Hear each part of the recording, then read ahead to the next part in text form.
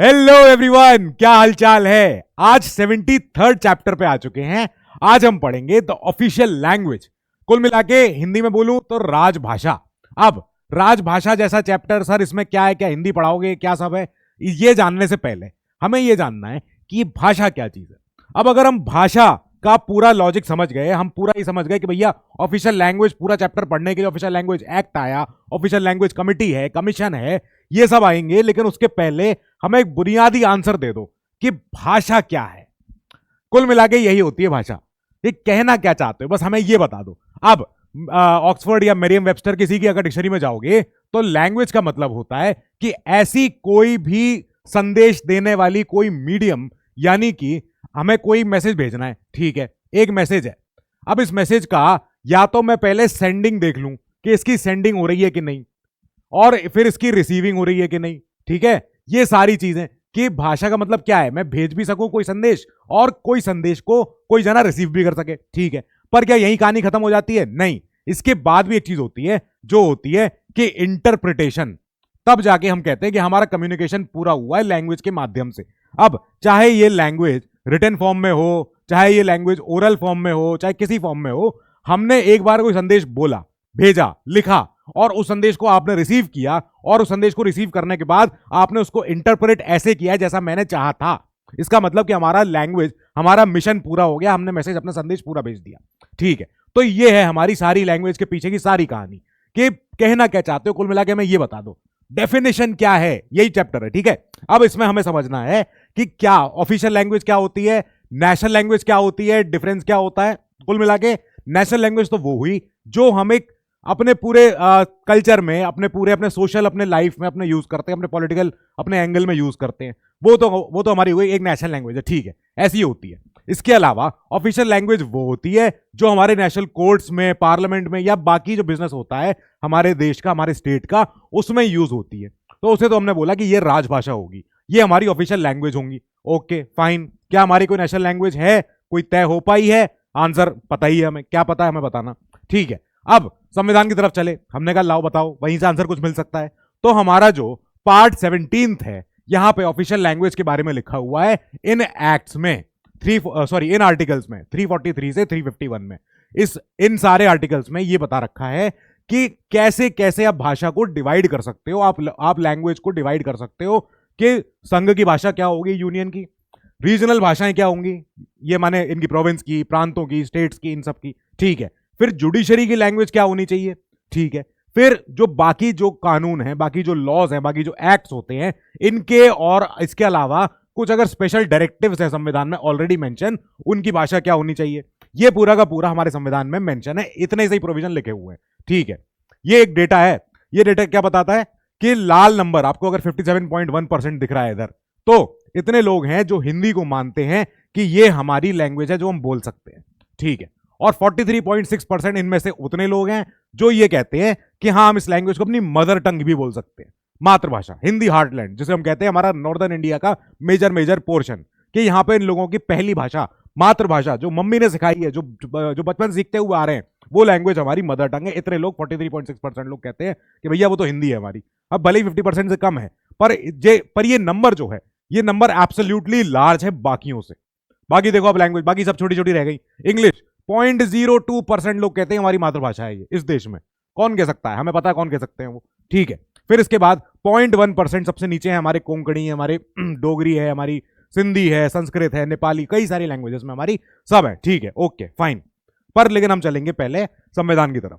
संविधान ने क्या क्या कह रखा है। अब हमें यह पता है कि हिंदी हमारी जो भाषा है, written in the Devanagari script, जैसी देवनागरी की जो स्क्रिप्ट है उसमें जैसे हिंदी मेंशन होती है, वो मेंशन होगी हमारे यूनियन की ऑफिशियल लैंग्वेज, ठीक है भैया, ओके। क्या इसका मतलब हम हिंदी में नंबर्स भी लिख सकते हैं? नहीं। जब हम न्यूमरल्स लिखते हैं, न्यूमरल्स यानी कि हमारे नंबर्स, अब जब भी हमें न्यूमरल्स लिखने होंगे वो हम लिखेंगे जो इंटरनेशनली एक जो कन्वेंशन फॉलो होता है, 1 2 3 4 5 6, ये वाला। अब अगर मुझे हिंदी में 4 लिखना हो तो कैसे लिखूंगा? मैं ये लिखूंगा। पर नहीं, कैसे? क्या मैं इसको इंग्लिश लैंग्वेज के किसी एक्ट में, अगर मैंने कोई एक्ट बनाया है, तो क्या मैं उसकी नंबरिंग ऐसी वाली कर सकता हूं जिसमें ऐसे ऐसे 1 2 और ऐसे ऐसे ये वाले 3 4 ऐसे ऐसे होते हैं, नहीं, मैं करूंगा 4 2 3 और फिर ऐसे करके अपना 1 9 जो भी है, ठीक है, ऐसे होंगे। हमारी भाषा जो हिंदी है वो हमारी संघ की ऑफिशियल लैंग्वेज हो सकती है, पर हिंदी के न्यूमरल्स नहीं होंगे, ठीक है, ओके, ये बात समझ में आ गई। इसके बाद कम से कम आप 15 साल और आजाद होने के बाद देखना क्या सिचुएशन है। 15 साल तक तो इंग्लिश हमारी होगी, जो ऑफिशियल लैंग्वेज रहेगी for all the purposes of the union for which it was being used before 1950। जो ब्रिटिश के जमाने में जो हम ऑलरेडी इंग्लिश का जहां जहां यूज करते थे, जो काम करने के लिए, चाहे सेंट्रल लेजिस्लेटिव काउंसिल हो, चाहे अपने रीजनल काउंसिल्स हो, अपने सारे प्रांतों के प्रोविंशियल अपने काउंसिल्स हो, एक्ट्स हो सारे, तो वहां अगर इंग्लिश यूज हो रही थी तो वहां फिर इंग्लिश आजादी के 15 साल बाद भी और यूज होती रहेगी, ठीक है, फाइन। 15 साल के बाद भी पार्लियामेंट में provide for the continued use of English. English उसके बाद भी और आगे चल सकती है, यूज हो सकती है, ठीक है। जब 15 साल हो जाए उसके बाद 5 साल देख लेना, और फिर इसके बाद एंड ऑफ 10 ईयर्स फ्रॉम अपने संविधान के लागू होने के बाद से आप ये देखना कि क्या हमें हिंदी के लिए कुछ और बातें करनी चाहिए, क्या हमें कोई और लैंग्वेज के लिए, इंग्लिश का यूज जो है अब इतना ज्यादा हो रखा है, आधे लोगों को समझ में नहीं आती भाषा, हमारे इंडियंस के लिए इंग्लिश एक फॉरेन लैंग्वेज है, तो क्या हम उसके लिए, इंग्लिश के लिए हम कुछ और सोचना शुरू करें, क्या उसका ऑल्टरनेटिव ढूंढें? इसके लिए कौन बताए? इसके लिए बताएगा एक कोई स्पेसिफिक कमीशन, एक कोई अपना, जैसे कहते हैं जिसको पूरी पूरी एक्सपर्ट नॉलेज है, to make recommendations with regard to the use of अपना ये जो हमारा हिंदी लैंग्वेज है। और इंग्लिश को अगर हमें रेस्ट्रिक्ट करना है तो भी ठीक है, क्योंकि हमारे कई सारे ऐसे स्टेट्स हैं जो ये कहते हैं कि साहब हमें इंग्लिश नहीं आती, हम क्या करें। हमने अभी अभी यूट्यूब में एक वीडियो भी देखी थी जिसमें गुजरात नहीं सॉरी बिहार के हाई कोर्ट में क्या होता है, पटना हाई कोर्ट में, कि एक जज साहब आते हैं और जज साहब होते हैं साउथ इंडियन। अब वहां पे जो वकील होते हैं वो कहते हैं कि सर हम इतनी इंग्लिश नहीं जानते हैं, पर हम जो है बहस करना चाहते हैं। अब वो जज साहब कहते हैं कि भाई मुझे तुम्हारी भाषा नहीं आ सकती है, मैं हाई कोर्ट का जज हूं, मुझे जो आती लैंग्वेज वो इंग्लिश है, जिसके माध्यम से मैं आपसे कम्युनिकेट कर सकता हूं। तो ये प्रॉब्लम आ रही थी कि ठीक है, इंग्लिश को छोड़ के हम क्या हिंदी की तरफ आगे बढ़े, कुछ और कर सकते हैं, हिंदी का प्रोग्रेसिव अपना कितना प्रोग्रेस अपना आगे बढ़ चुका है इसका ये नहीं, ठीक है, वो सब। 344 आर्टिकल इसने बोलना शुरू किया कि पार्लियामेंट की एक कमेटी होनी चाहिए जो कॉन्स्टिट्यूट होगी टू एग्जामिन द रिकमेंडेशंस, जो कौन देगा ऑफ दिस कमीशन, जो इस कमीशन ने रिकमेंडेशन दी कि साहब हिंदी को इन स्कूलों में और बढ़ाया जाए, या हिंदी को इन वाले स्टेट्स में और ज्यादा प्रमोट किया जाए, या हिंदी इनमें ज्यादा प्रमोट होता है लेकिन तब भी टेक्स्ट जो है सारा इंग्लिश में होता है, तो उसके ऊपर सुनवाई होनी चाहिए। इसके लिए इनकी इतनी सारी रिकमेंडेशन देने के बाद इस कमीशन की, फिर आर्टिकल 344 कहेगा कि पार्लियामेंट की एक कमेटी इन सारी रिकमेंडेशंस को एग्जामिन करेगी, पढ़ेगी, and to report its views on them to the president, meaning the central government, ठीक है। सेंट्रल गवर्नमेंट को ये अपना सारा फिर इसके रिपोर्ट समझाएगी, बताएगी साहब देखो कमीशन ने जो रिपोर्ट दी है, हमारी कमेटी ने उसको बना के रखा है। अब हमने उस कमेटी ने उसको पूरा पढ़ लिया, समझ में आ गया। हम कहते हैं कि हाँ हो सकता है बच्चों को स्कूल में पढ़ाना शुरू कर दो, लेकिन तब भी जो है टेक्स्ट को अभी भी इंग्लिश में ही रखो, वो ज्यादा आसान है, ये सब है वो सब है, ठीक है, ऐसे बात होगी 55 में। क्योंकि जब जब संविधान में लिखा हुआ था कि ठीक है ऑफिशियल लैंग्वेज आना चाहिए, कमीशन आना चाहिए, हमने 1955 में ही राष्ट्रपति जी ने अपॉइंट कर दिया official language commission under the chairmanship of BG Kher Bal Gangadhar जी। तो इनके बारे में आपको अगर कुछ पता हो, ये पता है एक हमारे इंडिपेंडेंट स्टेट के सीएम भी थे, उसके पहले ये उसके प्रीमियर भी थे, एक बहुत बड़ा स्टेट था हमारा देश का जो उस समय फाइनेंशियल कैपिटल जो अभी भी है, खैर ठीक है, तो बताना मुझे स्टेट कौन सा है, और ये उस स्टेट के सीएम भी थे। इनका पता है एक निकनेम क्या था?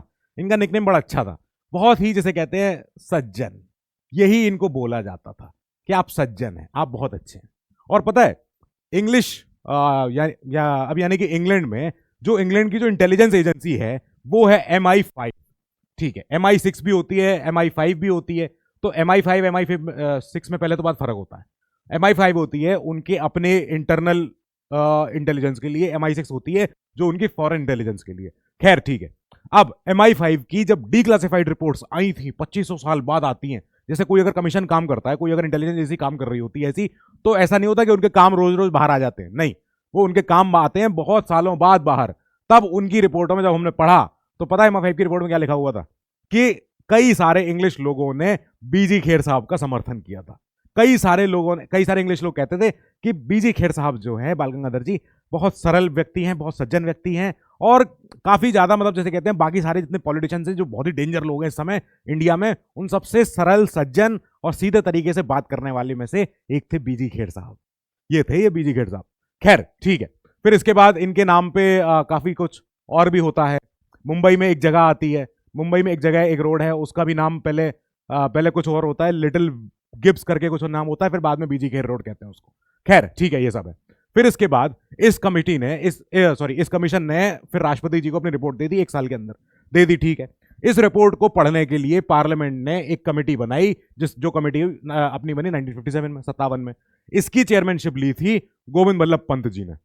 अब इनके बारे में तो क्या बताऊं मैं, कितने बड़े आदमी थे ये, एक्चुअली बहुत बड़े आदमी थे ये, साइज में भी बड़े थे, हाइट में भी बड़े थे। और पता है नेहरू जी ने क्या लिखा था अपनी ऑटोबायोग्राफी में, कि जब साइमन कमीशन का विरोध हो रहा था, तो साइमन कमीशन के विरोध के चलने की वजह से जो लाठीचार्ज हुआ था, जिसमें हमारे बहुत बड़े लीडर की डेथ हुई थी, याद है आपको, बहुत बड़े लीडर हमारे पंजाब केसरी, उनकी डेथ हो गई थी। तो उस लाठीचार्ज में जो पंत जी थे, पंत जी का क्योंकि साइज बहुत बड़ा था, नेहरू जी के साथ खड़े हुए थे, तो इनके साइज को देखने की वजह से कई सारे पुलिस वाले पहले तो भाग गए, और बाद में इतने बड़े लीडर को फिर मारने के लिए और पुलिस वाले आए थे, क्योंकि इतना बड़ा शख्स दिख रहा था, एकदम चट्टान जैसा शख्स, तो बहुत बड़े शख्स थे। इनको बाद में भारत रत्न भी मिला है, आपको पता है कौन से ईयर में मिला है इनको भारत रत्न, ठीक है। खैर ये तो एक ट्रिविया नॉलेज है, जो भी है। अब इसके बाद अनदर ऑफिशियल लैंग्वेज कमीशन नहीं आ पाया, ठीक है, was not appointed in the 1960, ठीक है। अभी तो आया है 57 में, तो बात कर रहे हैं हम इसकी, क्या 60 में दोबारा लाएं, ओके फाइन। पार्लियामेंट ने फिर एक ऑफिशियल लैंग्वेज एक्ट बना दिया 1963 में, आसान कर दिया काम, काफी कुछ आसान हो गया चीजें। इसमें बता दिया गया कि इंग्लिश जो है 65 के बाद भी चलती रहेगी, आगे तक रहेगी, in addition to Hindi for all official, जो हमारे पर्पसेस हैं of the union, and also for the transaction of business in parliament. Parliament में जो हमें काम करना है, सुबह उठ के शाम तक जाते जाते, वो सारा काम इंग्लिश में तो होगा ही होगा, होता रहेगा, क्योंकि देश में कई ऐसे स्टेट्स हैं जो हिंदी नहीं समझ सकते। मौके की एक बात, लाख पते की एक बात है कि ऐसे कई सारे स्टेट्स हैं जो आज भी कहते हैं भाई हम नहीं है, हमें हिंदी से मत जोड़ना, हम हिंदी वाले भाषाओं से हम थोड़ा सा त्रस्त हैं, परेशान हैं, क्यों हम पे थोप रहे हो अपनी भाषा, हम इंग्लिश से, हम एक कॉमन लैंग्वेज है, ब्रिटेन हमको दे के गया है, उस लैंग्वेज से हम बात कर लेंगे आपस में, क्या दिक्कत है, ठीक है, ये हो गया। एक्ट ने ये भी इनेबल कर दिया कि इंग्लिश का इंडेफिनिट यूज हो सकता है, इंग्लिश आगे विदाउट एनी टाइम लिमिट चलती रहे, कोई दिक्कत नहीं है, चलती जाए, क्या करें, जरूरी है तो जरूरी है। फिर इसके बाद रीजनल लैंग्वेज की बात करेंगे हम, कि स्टेट्स के लिए, प्रांतों के लिए, प्रोविंस के लिए क्या क्या जिक्र है। 345 कहता है ऑफिशियल लैंग्वेजेस और लैंग्वेजेस ऑफ द स्टेट। क्या है भैया, इसमें संविधान ने कुछ नहीं बोला, संविधान ने इतना बोला कि जो चाहे स्टेट वो अपने हिसाब से अपने तरीके से समझ लें क्या है उनके लिए इंपॉर्टेंट, ठीक है। क्या क्या है कि स्टेट की जो विधानसभा होगी, चाहे वह विधान परिषद भी हो तो ठीक है, नहीं तो खाली विधानसभा तो होगी, तो जो विधानसभा होगी मे अडॉप्ट वन और more of the languages in the use, जो भी स्टेट में हो सकती है, और या फिर नहीं समझ में आए तो हिंदी, अगर आप बोलते हो तो हिंदी, ठीक है। अब ये जब तक ना हो तब तक English is to continue as the official language of that state, ठीक बात है। स्टेट बन गया तो ठीक है, नहीं बना, सेंटर के अधीन है तो सेंटर के अधीन है तो इंग्लिश में काम करेंगे। अगर स्टेट बन चुका है तो स्टेट के अंदर कोई भाषा चलती है, अगर वो हिंदी है तो हिंदी उनकी होगी, नहीं है तो जो वो लैंग्वेज चाहे, वन और मोर और भी लैंग्वेज हो सकती हैं। अब ये चाहे तो अपने उस स्टेट को अपने लिए उस स्टेट में अपने लिए उस लैंग्वेज को यूज कर सकते हैं फॉर द ऑफिशियल पर्पस। जब तक नहीं यूज कर रहे हैं तब तक इंग्लिश तो उन्हें यूज करनी है। अब under this provision most of the states have adopted the major regional language, जो उनके यहां उनके रीजनल, जो उनकी प्रांतीय भाषा जो भी सबसे ज्यादा है, जो उनकी मेजर जनता जो भाषा बोलती है, सारे छोटे भाइयों की हो सकता है सेम लैंग्वेज ना हो, कर्नाटका है, हमारा बिहार है, हमारा यूपी है, हमारा पंजाब है, हिमाचल है, सब सारे स्टेट्स इनकी अपनी अपनी भाषा है, तो इन्होंने अपनी रीजनल लैंग्वेजेस को चुना है एज देयर ऑफिशियल लैंग्वेज, ठीक है। अगर जब तक ये ना चुने तब तक इंग्लिश तो रहेगी। यहां पे ये जरूरी है कि choice of the state is not limited to the languages enshrined in the 8th schedule of the constitution. हम इस पे ध्यान नहीं देंगे, हम इस पे नहीं बात करेंगे कि क्या वो लैंग्वेज 8वीं सूची में लिखी है कि नहीं। 8वीं सूची में टोटल कितनी लैंग्वेज लिखी हुई है? 20+ है ना, 20+, एग्जैक्ट नंबर क्या है, जितनी भी है। तो ये सारी की सारी लैंग्वेज अगर इसमें भले ही ना हो, मैं कह रहा हूं लैटिन, चलो लैटिन बात करते हैं। लैटिन एक डेड लैंग्वेज है। लो, अब एक हो सकता है स्टेट कोई नया खड़ा हो जाए कल को और ये कह दे कि साहब मेरे तो स्टेट की लैंग्वेज है लैटिन। लैटिन है तुम्हारे यहाँ? क्यों, कोई बोलता है लैटिन? हाँ बोलते हैं, हम बताएंगे कहाँ बोलते हैं। तो हो सकता है स्टेट चाहे तो उसको चुन ले, उसका मन है स्टेट का, अगर वहां के प्रांत के ज्यादातर लोग लैटिन बोलते हो तो। अब लैटिन बोल रहे हैं इंडिया में, चलो क्या देखी जाएगी वो भी, कोई ऐसे क्या बात हो पाएगी फिर तो। रेक्स इप्सा लोकेटर, ऐसे ऐसे वर्ड यूज होंगे, ऐसे ऐसे टर्म्स यूज होंगे, जूलियस सीजर नाम रखे जाएंगे लोगों के, कैसे हो पाएगा। चलो बहुत टफ काम है वो तो। पर हम ये नहीं कह रहे हैं कि वो खाली 8वें शेड्यूल में जो अपनी जितनी लैंग्वेज लिखी है उन्हीं को यूज करेंगे, अदरवाइज उसके अलावा बाहर की यूज नहीं करेंगे। ऐसा हम नहीं कह रहे हैं। हम कह रहे हैं आपकी मर्जी है, स्टेट की अपने आप, अब तुम जानो, ठीक है, तुम्हारे अंदर का काम है। यही देखते हुए हमने कहा लाओ देखो मिल गया आंसर ऊपर। कितनी लैंग्वेज है टोटल? मिल गई। अब इतनी सारी जो लैंग्वेजेस हैं, जैसे असम और अरुणाचल में असमीज चल रही है, वेस्ट बंगाल त्रिपुरा में क्या चल रही है? बंगाली। असम में क्या है? बोडो भी है। और अपने यहाँ पे जम्मू कश्मीर में डोगरी है, गुजराती है, हिंदी है। हिंदी तो हमारी कई सारे देशों में, या तो जो अपने प्रदेश है उनमें है। कन्नड़ है, उसके बाद कश्मीरी है, उसके बाद कोंकणी है, मैथिली है। सारी की सारी लैंग्वेज अपने अपने जगह पे यूज हो तो रही है। ठीक, फाइन, अच्छा नंबर है। अब इसके बाद हम तो ये तो पहले पढ़ चुके थे एक बार कि कैसे कैसे हमारी सिंधी लैंग्वेज जुड़ी थी 21st से, फिर कोंकणी, मणिपुरी, नेपाली जुड़ी थी 71 से, बोडो, डोगरी, मैथिली, संथली ये सब जुड़ी थी 92 से। ठीक है, जुड़ते गए नंबर बढ़ता गया। ये सारी हमारी ऑफिशियल लैंग्वेज हो गई। अब इसके बाद भी ठीक है, इनकी ऑफिशियल लैंग्वेज और इनकी सेकंड ऑफिशियल लैंग्वेज क्या क्या है। ठीक है, तो हमने ये देख ली, ठीक है, ये सारे स्टेट्स में अपना अपना काम चल रहा है। इतने इतने तरीके से इनकी सारी लैंग्वेजेस हैं। You don't need to go into details of this. आपको अगर मन करे तो आप देख लेना एक बार, वरना ये यूपीएससी में तो इस क्वेश्चन का कोई सेंस नहीं है। ठीक है, हम आगे चलेंगे अपने चैप्टर पे। अरे चैप्टर में और भी, ओहो कितने सारे, हाँ ठीक है। ऑफिशियल लैंग्वेजेस एक्ट ऑफ 1963, ये एक्ट अमेंड हुआ था 1965 में भी, ठीक है, 67 में भी। अब यहां पे इसने कहा कि जो इंग्लिश है should be used for the purpose of communication between the union and the non Hindi states, कि जो स्टेट्स हैं, जिन स्टेट्स में जहां पे हिंदी, जिन्होंने अपनी ऑफिशियल लैंग्वेज को अडॉप्ट एज अ नहीं किया है, जिन्होंने ऑफिशियल लैंग्वेज को ये नहीं बोला कि हमारे ऑफिशियल लैंग्वेज हिंदी है। ऐसे कई स्टेट्स होंगे जो बोल रहे होंगे भाई हमें नहीं बोलनी, हम मराठी बोलेंगे, हम कन्नड़ बोलेंगे। तो ठीक है, अगर आपके यहाँ ऑफिशियल लैंग्वेज हिंदी नहीं है, that means you are a non Hindi state. और वहां पे फिर यूनियन को अगर उनसे कोई संदेश लेना या देना है या कोई पहुंचवाना है, तो उन स्टेट से जो ताल्लुक बैठेगा, जो ताल्लुकात होगा, वो होगा अब इंग्लिश में।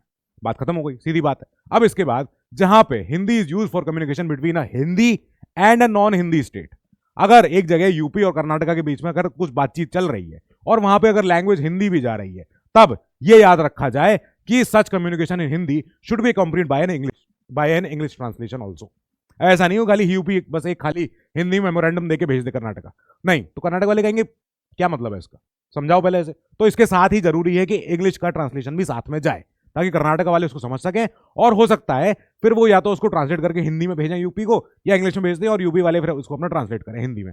ठीक है, 347 कहता है व्हेन द प्रेसिडेंट, राष्ट्रपति जब सेटिस्फाई हो जाए on the demand being made is satisfied that a substantial proportion of the population in any state desires the use of any language spoken by them to be recognised by the state. हम कह रहे हैं, मान लो कि एक हमारा India बनाते पहले तो, ठीक है, ये रहा इंडिया। अब यहां पे कोई एक स्टेट बना लेते हैं हम, इसमें बीच में ये रहा स्टेट, ठीक है। अब मैं कह रहा हूं इस स्टेट के अंदर कुछ ऐसे लोग हैं, सब्सटैंटिव पॉपुलेशन होनी चाहिए, substantial proportion of the population, ठीक है। अब सब्सटैंशियल पॉपुलेशन मान लेते हैं ये रही, इतने सारे, ठीक है। ऐसा तो है नहीं कि कुछ भी नहीं है ये लोग, कुछ तो नंबर है इनका और सब्सटैंशियली प्रोपोर्शनेट नंबर है इनका, ठीक है। अब अगर इतने लोग मिलके इतनी अपनी डिमांड कह रहे हैं राष्ट्रपति जी से, इसका मतलब है हमारी सेंट्रल गवर्नमेंट, ठीक है, सेंट्रल गवर्नमेंट।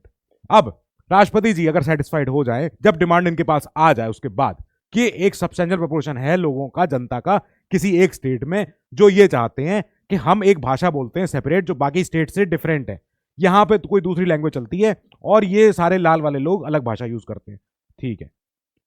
कुछ तो डिफरेंस है, हरे वाले लोग ज्यादा हैं, लाल वाले लोग कम है, ये समझ में आ गया, ठीक है। अब मैं कह रहा हूं कि अगर लाल वाले लोग मिलके सारे जाएं राष्ट्रपति जी के पास, सेंटर के पास, कि साहब हमारी की भाषा है, हमारा एक अपना तरीका है, हम चाहते हैं अपनी लैंग्वेज को प्रिजर्व करें, हम चाहते हैं कि अपनी लैंग्वेज को रिकॉग्निशन मिल जाए उसी स्टेट में, तब इसके बाद देन ही मे यहां पे शैल नहीं है, ऐसा नहीं कि राष्ट्रपति करेंगे ही करेंगे, डिमांड आ गई, हो सकता है नहीं करें, ठीक है। Then he may direct to officially recognise the same to protect the linguistic interest of the minority.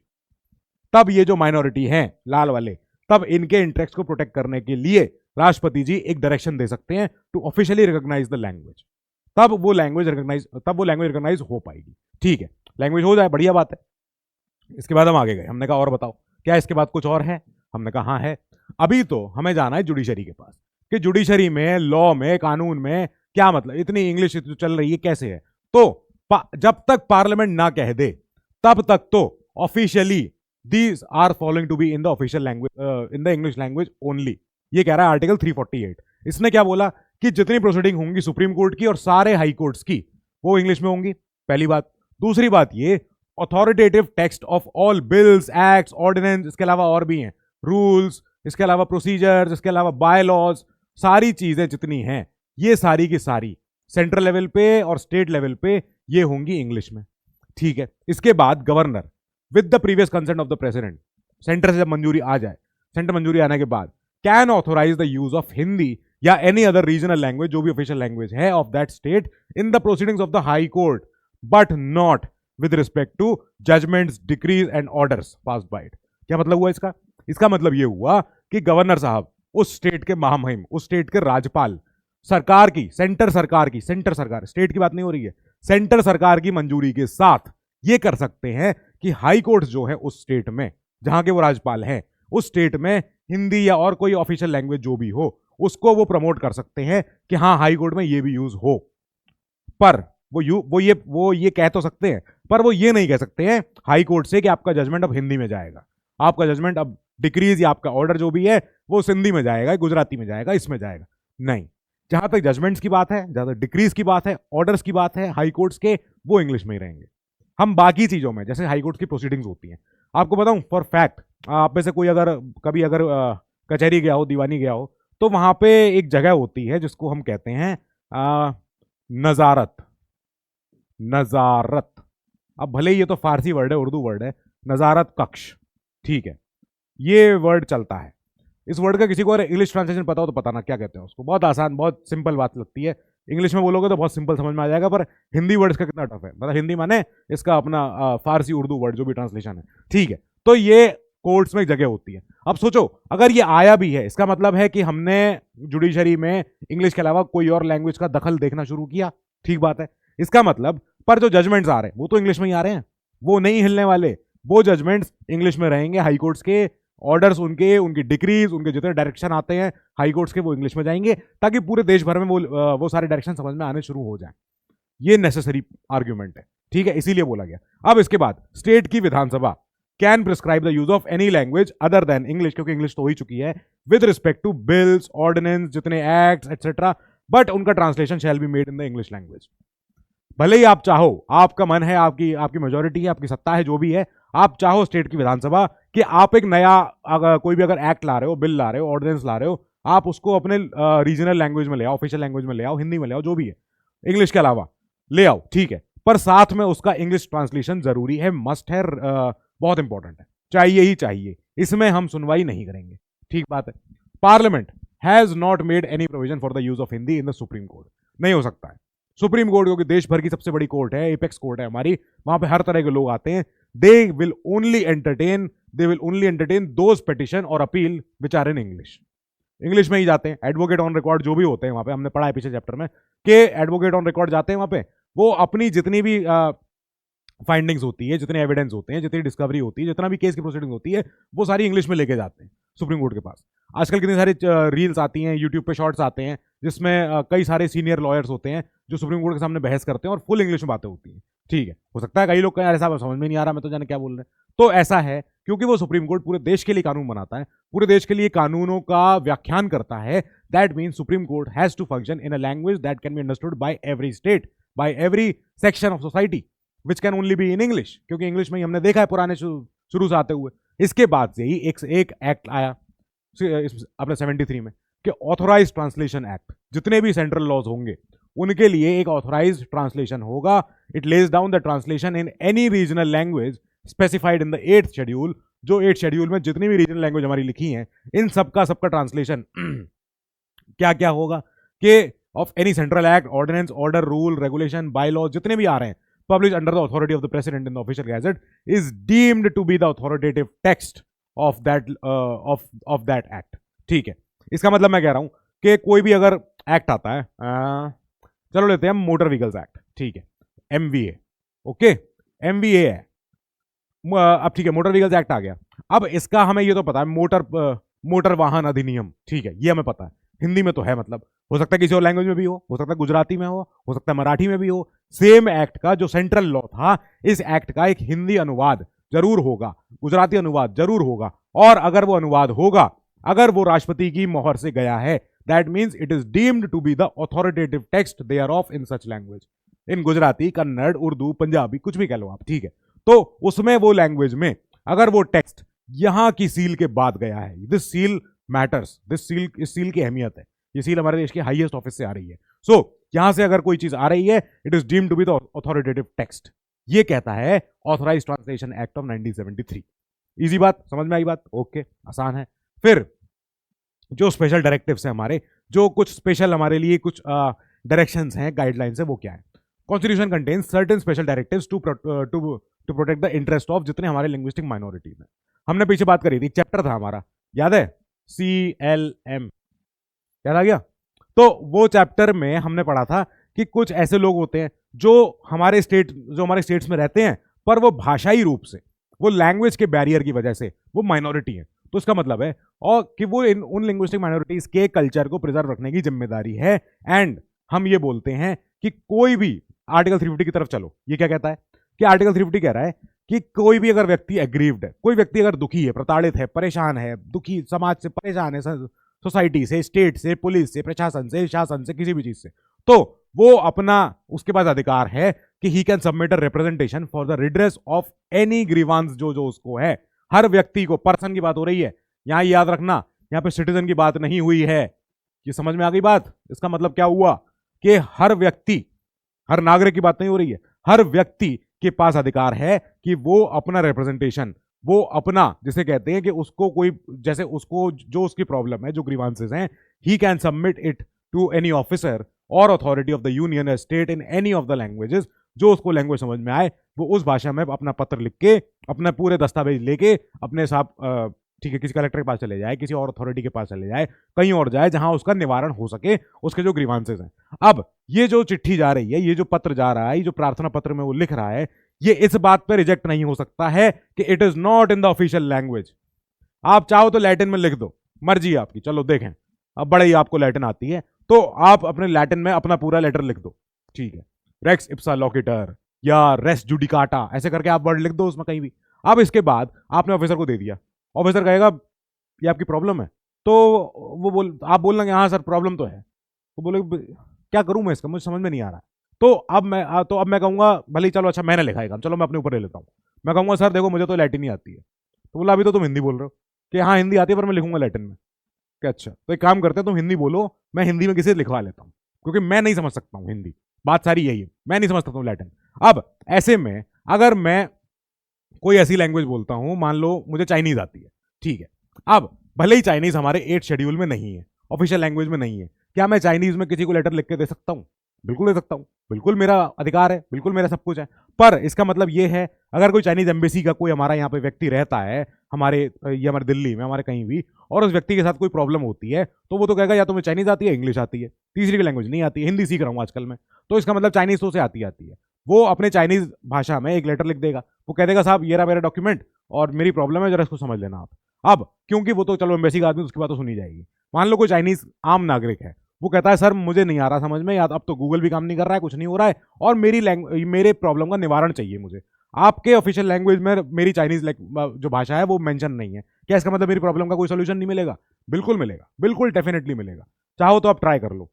पर ज्यादा अच्छा है कि भैया हम जिस लैंग्वेज में बात कर सकते हैं अधिकारी से, जिस लैंग्वेज में हम अपने ऑफिसर से बात कर सकते हैं, हम उसी लैंग्वेज में अपनी चिट्ठी दे दें, वो आसान रास्ता है, आसान तरीके से बात जल्दी समझ में आ जाएगी। ठीक है, 350A ये अमेंडमेंट से आया था, ए बी जहां लिखा हुआ दैट मींस अमेंडमेंट से आया है ऑफ कोर्स। ये पता कब आया था 350A? This came in the backdrop of something that happened in 1950s, 1956। SRC याद आ रहा है कुछ वर्ड? SRC अब तो याद आ गया होगा, SRC है ना। फिर उसके बाद एक एक्ट भी आया था, SRA स्टेट रिऑर्गेनाइजेशन एक्ट, ठीक है, ओके। तो 56 में जो ये एक्ट आया था, जो ये कमीशन था, इस कमीशन ने भी कहा था कि state and any local authority facilities क्या करेंगे, ये फैसिलिटेट करेंगे for the instruction in mother tongue.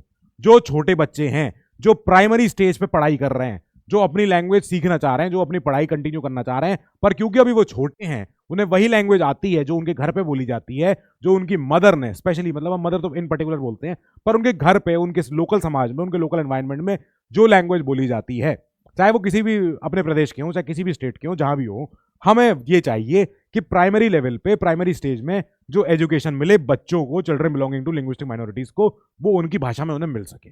बस हम इतनी बात कर रहे हैं, ठीक है, okay. 350B, president should appoint a special officer for linguistic minorities. ये रहा वो चैप्टर पूरा का पूरा, ठीक है, मिल गया आंसर कि एक स्पेशल ऑफिसर होंगे for linguistic minorities to investigate ऐसी कोई ग्रीवांसेस, ऐसे और सारे मैटर रिलेटिंग टू द जो जो हमने सेफगार्ड लगा रखे हैं इनके लिंग्विस्टिक माइनॉरिटीज के लिए, और इनके लिए फिर सारी रिपोर्ट्स बने, इनके सारे इन्वेस्टिगेशन की सारी तहकीकात हो, क्या प्रॉब्लम आ रही है लिंग्विस्टिक माइनॉरिटीज को, क्या क्या इश्यूज हैं, क्या क्या दिक्कत है, वो सारे के सारे इशू हमारे सॉल्व हो सके, ठीक है। यहां पे राष्ट्रपति ji should place all such reports before the parliament and send them to the state government concern.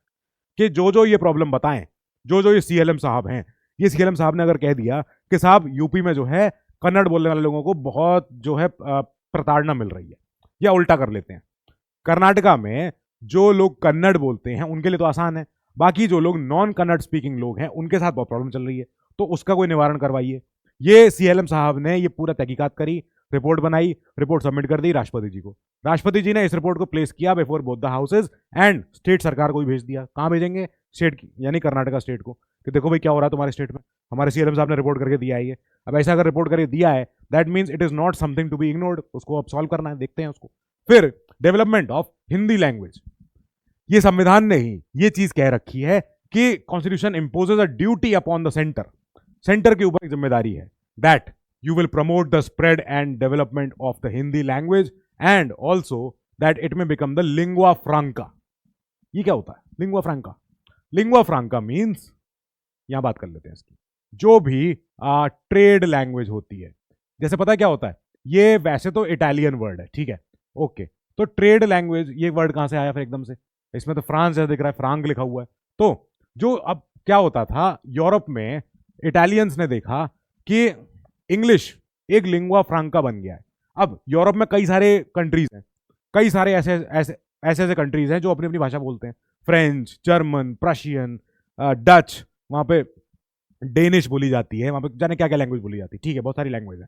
पर वहां पे जो ट्रेड्स मर्चेंट जो लोग होते थे, जो आपस में जहाज लेके जाते थे, दूसरे पोर्ट पे जाते थे, बात करके आ जाते थे, कुछ भी करके आ जाते थे, जो एक लोकल लैंग्वेज सबको कनेक्ट कर रही थी पूरे यूरोप को, उन्होंने देखा वो या तो फ्रैंकिश लोगों की लैंग्वेज है। अब ये जो वर्ड आया है इटालियन वर्ड, ये आया है, हमने देखा कि फ्रैंकिश लोगों की लैंग्वेज, फ्रैंकिश माने होता है common folks, language of common, language of Frankish people, समझ में आ गई? फ्रैंकिश माने फ्रैंक लोगों की बात कर रहे हैं। अब फ्रैंक, फ्रांस, फ्रेंच, ये सारे उधर के लैंग्वेज हो गई, लोग आपस में दूसरे कनेक्ट होने लग गए थे, समझ में आ गया था, तो हमने बोला कि हिंदी हमारे यहाँ, अब ये एक्चुअली ये अब जो ये जो वर्ड है लिंगुआ फ्रांका, बड़ा फेमस वर्ड है, बड़ा इस पे खूब चैप्टर लिखे जाते हैं, खूब इंग्लिश में खूब टेक्स्ट लिखे जाते हैं, तो लिंगुआ फ्रांका हमारी हिंदी बन सके and lingua Franca of the common culture of India. जैसे हिंदी है, तो हिंदी में कई सारे ऐसे वर्ड्स हैं जो बाहर से आए हैं, अब हमने उनको सम्मिलित कर लिया कि भाई अब तो ये वर्ड जितने इतना ज्यादा लोकल हो चुका है, गूगल हो चुका है, गूगल वर्ड अपने आप में डिक्शनरी का एक वर्ड है, अब एक वर्ड बन चुका है, क्योंकि लोग बोलते हैं कि हाँ भाई मैंने गूगल किया था, हाँ भाई मैं गूगल करने जा रहा हूँ, हाँ गूगल करो इसको, तो गूगल अब एक वर्ब भी है, गूगल एक नाउन भी है, गूगल एक प्रोनाउन भी हो चुका है कईयों का। तो हम कहते हैं कि भाई देखो, हम चाहते हैं कि लिंगुआ फ्रांका बन सके हिंदी, और हिंदी मतलब लिंगुआ फ्रांका बनने का मतलब है कि सब सारे इधर उधर रिलीजन, ये सारे रीजन्स की भाषा उसमें कुछ कुछ मिक्स हो जाए। जैसे इंग्लिश है आज की, तो आज की इंग्लिश में कई सारी भाषाओं का मिक्सचर है, फ्रेंच वर्ड्स उसमें है, जर्मन वर्ड्स उसमें है, स्पेनिश वर्ड उसमें है, इटालियन वर्ड्स उसमें है, लैटिन वर्ड्स उसमें है, इंग्लिश लैंग्वेज इसीलिए लिंगुआ फ्रांका बन सके, क्योंकि हर कम्युनिकेशन हर लोगों के बीच में हो सका between groups of people who speak different languages, तो वो बनी ग्लोबल लैंग्वेज हमारी इंग्लिश। हम चाहते हैं अपने देश में हिंदी का वो स्तर हो सके कि भैया एक ये लिंगुआ फ्रांका बन जाए, इसमें सारा कॉमन कल्चर हमारे इंडिया का इसमें दिखने लग जाए, ठीक है। इसके अलावा centre is directed to secure the enrichment of Hindi by assimilating the form, style और बाकी हमारे expressions used in Hindustani and other languages specified in the 8th schedule, and also by drawing its vocab primarily on Sanskrit and secondly on other languages. क्या कहना चाह रहे हैं हम ये कहना चाह रहे हैं कि सेंटर को हम ये जिम्मेदारी देते हैं संविधान के द्वारा कि आप क्या करो, हिंदी का एनरिचमेंट करो, ठीक है, बाय एसिमिलेटिंग डिफरेंट डिफरेंट हमारी जितनी लैंग्वेज चलती हैं, जो हिंदुस्तानी लैंग्वेज हो, हिंदुस्तानी लैंग्वेज मीन्स एक हिंदी, उर्दू, फारसी वर्ड्स सारे जिसमें जिस एक भाषा में हो, हम बोलते हैं उसको एक हिंदुस्तानी लैंग्वेज बोल रहे हैं लोग। जैसे दीवाने आम, दीवाने खास, तो ये सारे वर्ड्स हमें नहीं लगता कि ये हिंदी वर्ड है, पर क्योंकि इतनी ज्यादा बोलचाल में सरल वर्ड हैं, इतनी ज्यादा बोलचाल में आ चुके हैं, फारसी समय हमारी ऑफिशियल लैंग्वेज हुआ करती थी, देश के जो एम्परर्स होते थे वो फारसी लैंग्वेज बोलते थे क्योंकि उन्हें वो समझ में आती थी और अच्छी लगती, बड़ी बड़ी भयंकर बातें करते थे उसमें वो लोग।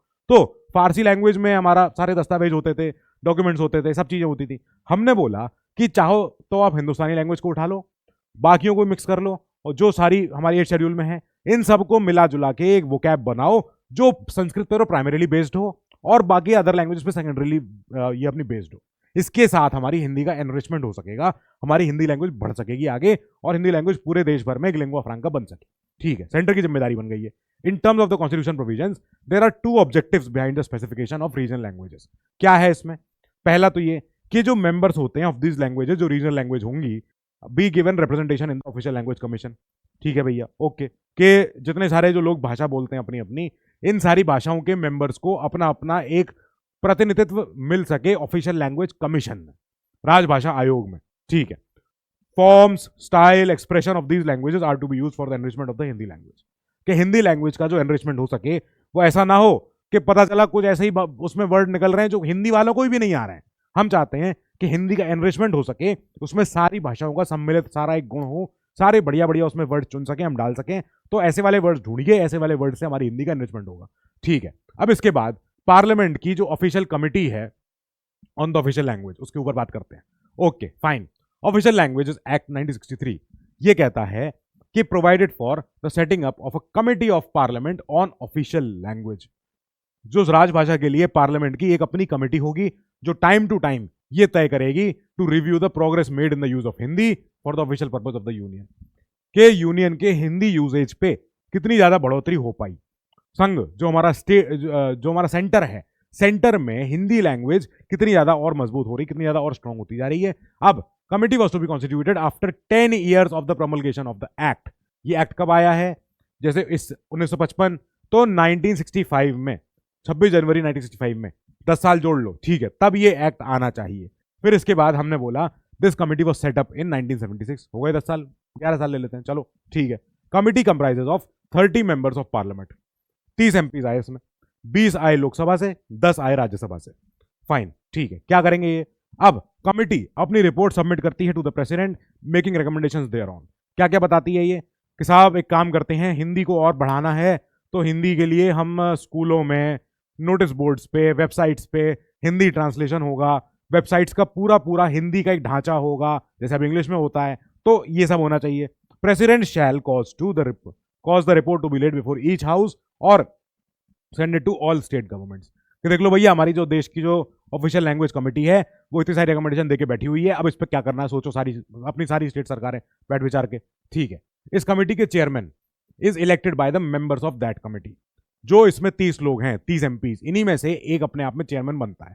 कन्वेंशनली जो पारंपरिक तरीका है कि होम मिनिस्टर साहब इसमें बनते हैं चेयरपर्सन, जनरली यही देखा गया, कन्वेंशन यही कहता है। ठीक है, टाइम टू टाइम ऐसा ही रहा है। Okay fine, committee also takes notes of circulars, instructions etcetera issued by the central government.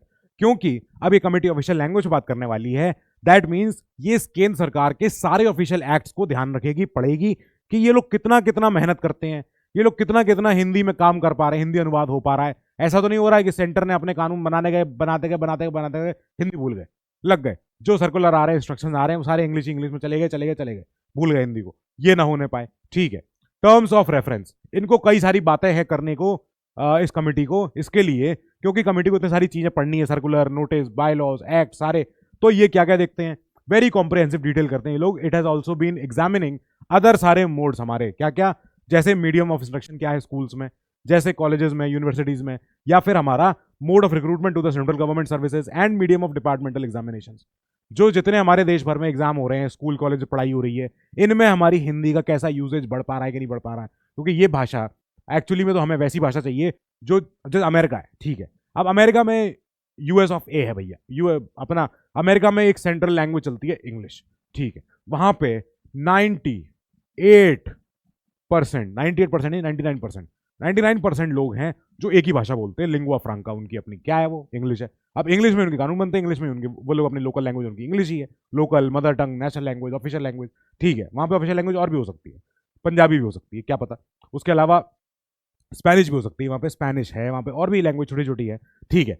पर वहां पे जनरली एक 98% आबादी जब एक कॉमन भाषा बोलती है और उन्हीं के हिसाब से फिर कानून बनाने वाले वहां एमपीज बैठे कांग्रेस में, तो इसका मतलब क्या है कि वहां पे जो कानून बन रहा है वो हर किसी की समझ में तो आ ही सकता है, भले ही नहीं डीप समझ में आए, पर लेकिन टेक्स्ट समझ में आ जाएगा, टेक्स्ट क्या कहना चाह रहा है, ठीक है। हमारे यहाँ वो भी प्रॉब्लम अभी दिक्कत आ रही है, इसीलिए वी वांट कि एक हमारी लिंगुआ फ्रांका बन सके जो जिसमें हम अपने देश के लोगों के लिए अपने हिसाब से कानून बना सके, ठीक है। उद्देश्य सारा वहां पे खत्म हो रहा है, इसके लिए कमेटी बनाई जा रही है। ये कमेटी ये सब देखेगी कि भाई यहाँ पे जो हमारे एग्जामिनेशन होते हैं, यूपीएससी का एग्जाम हो या कोई और एग्जाम हो, डिपार्टमेंटल एग्जाम होते हैं, ये सारे रिक्रूटमेंट के लिए इनमें क्या भाषा हमारी ऐसी है जो भाषा रुकावट बन रही है, ये ऐसी चीज ना हो जाए। इस कमेटी का अपना सचिवालय होता है, it is headed by the secretary of the committee. In secretary साहब को असिस्ट करते हैं आपके जैसे फ्यूचर ऑफिसर्स जो अंडर सेक्रेटरी के लेवल से तो होने ही चाहिए, कम से कम अंडर सेक्रेटरी के लेवल के, और इनको हेल्प करने वाले असिस्टेंट, ये इनका स्टाफ हो। दैट मीन्स बड़े बड़े ऑफिसर्स होते हैं यहाँ पे बात करने वाले। ओके फाइन, फॉर एडमिनिस्ट्रेशन जितने पर्पसेस होते हैं, एडमिन पर्पस के लिए ये जो हमारी जो कमेटी है, इट इज ये जो ऑफिस है हमारा सेक्रेटरी का, ठीक है, this office is subordinate office of department of official language, ministry of home affairs, ठीक है। ये इनके अंडर जा रहा है, जो सेक्रेटेरिएट है इस कमेटी का, फॉर एडमिन पर्पसेस ओनली, बस। ओके फाइन, हम बोलेंगे कैसे कैसे हमने क्लासिकल लैंग्वेज ढूंढी, कुछ बिल्कुल ढूंढी। हमने कहा क्लासिकल लैंग्वेज 2004 में केंद्र सरकार ये लेके आई थी कि हम बनाएंगे एक नया new category of languages called as classical language. Classical language 2006 में इन्होंने बताया कि अगर किसी को बनना है क्लासिकल लैंग्वेज, किसी कमेटी को, तो किसी लैंग्वेज को, तो उस लैंग्वेज को क्लासिकल लैंग्वेज बनने के लिए कुछ कुछ स्तर पे अपने आप को प्रूव करना पड़ेगा। कैसे?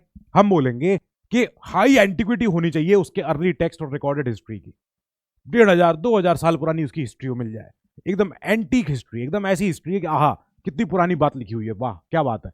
तो ऐसी हमें बातें मिले, या एक बॉडी ऑफ एंशिएंट लिटरेचर या टेक्स्ट मिल सके, कुछ फ्रेजेस में, श्लोकों में, किसी और तरीके से हमें यह पता चल पाए कि it is considered a valuable heritage by generations.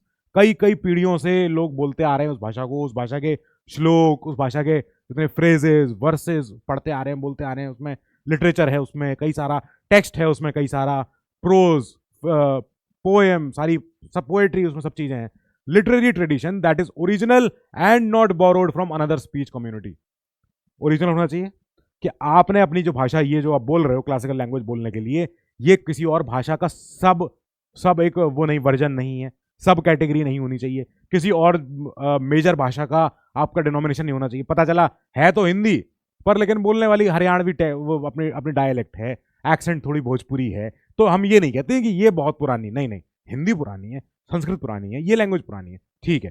Classical language and literature being distinct from modern, आज जैसे हमारी भाषा चल रही है जो एक मिक्स हो रखी सब चीजों की, there may also be a discontinuity between the classical language and its later forms और इट्स ऑफशूट्स।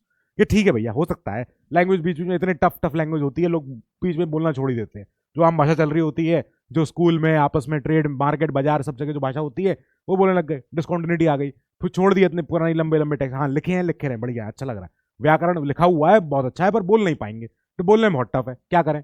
तो अब जैसे हम पढ़ा रहे हैं, हम कैसे पढ़ा रहे हैं, हम इंग्लिश में पढ़ा रहे हैं, हिंदी प्लस इंग्लिश में पढ़ा रहे हैं। हो सकता है कि हमको अगर डायरेक्शन आ जाए बच्चों की तरफ से कि भैया हमें चाहिए प्योर हिंदी का टीचर, तो कहेंगे सर हमसे ना हो पाएगा, हिंदी का बैच है, आप वहां चले जाओ। हम हिंदी प्लस इंग्लिश में ही पढ़ा सकते हैं, हम सकल घरेलू उत्पाद नहीं बोल पाएंगे बार बार, जीडीपी को, ठीक है, मेरे लिए टफ है बोलना, किसी के लिए आसान हो सकता है। तो हम ये नहीं कह रहे कि वो बोल रहा है तो वो अच्छा है या मैं खराब हूं, या वो मैं अच्छा हूं वो खराब है, नहीं, वहां मेरी उतनी ज्यादा मेरी एबिलिटी नहीं है। मेरी एबिलिटी कहां है? एक मॉडर्न डे भाषा में जो सबके लिए इक्वल रूप से, समान रूप से समझ में आ जाए, बस मेरा उद्देश्य वहां खत्म हो जाता है। Okay fine. अब अगर कोई अगर कोई लैंग्वेज अगर ऐसे क्लासिकल मानी गई, कितनी हुई वो? 6 लैंग्वेज टोटल हो गई, तमिल, संस्कृत, तेलुगु, कन्नड़, मलयालम, उड़िया। ये ऐसी लैंग्वेजेस हैं जो हमने बोला कि ये सारी लैंग्वेजेस ये वाले पैरामीटर्स फुलफिल कर रही हैं। इनका अपना टेक्स्ट है, इनका अपना रूट्स है, इनका अपना लिटरेचर है, इनका अपना ओरिजिन है, ये बोरोड नहीं है, ये लैंग्वेजेस जो हैं इट इज डिस्टिंक्ट फ्रॉम आज जो इनकी उड़िया लैंग्वेज चल रही है उससे हो सकता है थोड़ी सी डिफरेंट है, ठीक है। तो हमने ऐसी लैंग्वेजेस को बोला कि हाँ सर बड़ी अच्छी लैंग्वेज है आपकी, बहुत अच्छी आपकी क्लासिकल लैंग्वेज है। अब इस क्लासिकल लैंग्वेज होने से फायदा क्या हुआ, क्या मतलब बना के मिला क्या? हम बोलेंगे जब हमने बनाई किसी लैंग्वेज को ये अपना classical, that means 2 major international awards दिए जाएंगे हर साल for scholars of eminence in the classical Indian languages. ये हर साल दिए जाएंगे, एनुअली है, ये अवार्ड मिला करेगा। जैसे मान लो किसी ने पीएचडी करी है हार्वर्ड से, हार्वर्ड पीएचडी कर रहे हैं वो संस्कृत में, तो अब उनको इंटरनेशनल अवार्ड मिलेगा इंडिया में कि सम्मानित कर रहे हैं आपको, बहुत बढ़िया आपने काम किया है, you are a scholar of eminence. कि आपसे पूछी जाएगी अगर कोई संस्कृत में कोई अगर श्लोक में दिक्कत आ रही है, that means you are the one to correctly tell us कि इसका मतलब क्या है, ठीक है। फिर a centre of excellence for studies in classical languages is setup.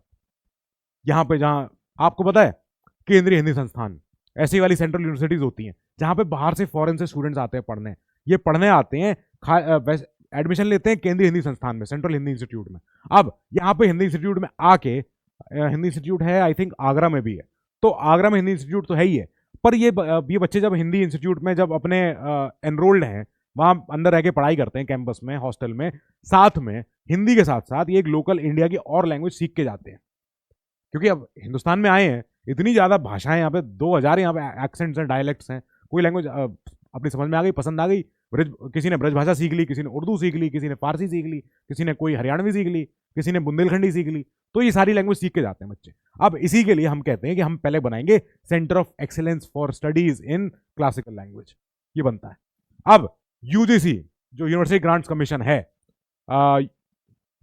विश्वविद्यालय अनुदान आयोग, हाँ आई थिंक ये कहते हैं, be requested to create, to start with at least in the central universities कम से कम certain number of professional chairs बनाओ, यानी कि आप प्रोफेसर्स को यहाँ पे भर्ती करो जो क्लासिकल लैंग्वेजेस में जिनके पास महारत हो, जिनके पास उनका टैलेंट हो, वो एमिनेंस आप ये अपने स्कॉलर हैं, सब कुछ हैं, for scholars of eminence in the classical Indian language. के यूजीसी के हिसाब से यूजीसी फंड देगा, यूजीसी सेंट्रल यूनिवर्सिटीज में अपने एक पूरे अपने फंड के रूप में एक डिपार्टमेंट बनवाए, एक चेयर बनवाए, प्रोफेसर बनवाए, जिसके अंदर बच्चे आगे पीएचडी कर सकें। जो बच्चे इस प्रोफेसर के अंदर, जो प्रोफेसर बहुत ही महारथी आदमी है, बड़े बड़े पीएचडी इनके पास, बड़े बड़े अवार्ड्स हैं इनके पास, तो ऐसे प्रोफेसर यहाँ पे आए, इनके अंदर क्लासिकल लैंग्वेज में ये बच्चे अंदर आके पीएचडी, एमए जो भी करना है इन्हें आगे अपना कर सकते हैं। सो ये सभी कर सकते हैं। विद दिस ये था हमारा चैप्टर, जिसमें 351 तक लेके 343 से हमने सारे आर्टिकल्स यहाँ पे देखे हैं। हमारा चैप्टर हो रहा है यहाँ पे खत्म। ये रहा हमारा चैप्टर खत्म। मिलते हैं आपकी अपनी नेक्स्ट क्लास में। Till then you keep studying, stay safe, good luck.